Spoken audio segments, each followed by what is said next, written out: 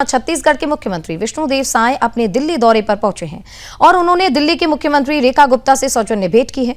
दोनों मुख्यमंत्रियों के बीच मुलाकात में सुशासन, शहरी विकास और जनहित से जुड़े कई मुद्दों पर विस्तार से चर्चा भी हुई है। राज्यों के बीच बेहतर समन्वय और विकास कार्यों को आगे बढ़ाने पर विचार विमर्श किया गया। वास्तव में मुख्यमंत्री विष्णुदेव साय ने इस दौरान छत्तीसगढ़ सरकार द्वारा चलाई जा रही जन कल्याणकारी योजनाओं और विभिन्न विकास कार्यों की विस्तृत जानकारी सीएम रेखा गुप्ता को दी है। उन्होंने देश के समग्र विकास में राज्यों की सक्रिय भूमिका और आपसी सहयोग की जरूरत पर भी जोर दिया है। दरअसल ये भेंट दोनों राज्यों के बीच समन्वय और मजबूत करने की दिशा में महत्वपूर्ण मानी जा रही है।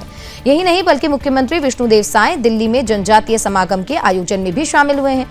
उन्होंने हमारे दिल्ली ब्यूरो चीफ सौरभ तिवारी से क्या कुछ बताया है, इस बारे में आपको सुनाते हैं। हम बात करते हैं छत्तीसगढ़ के मुख्यमंत्री विष्णुदेव जी से।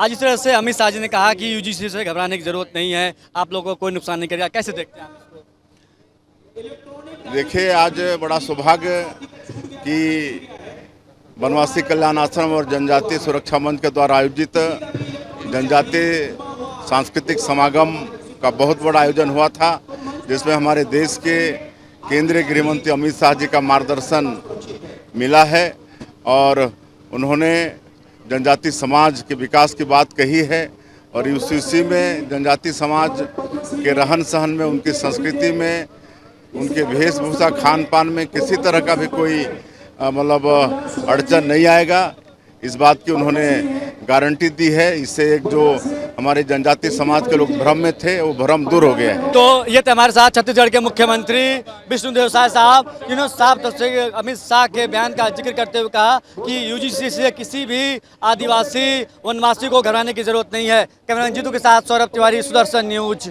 दिल्ली।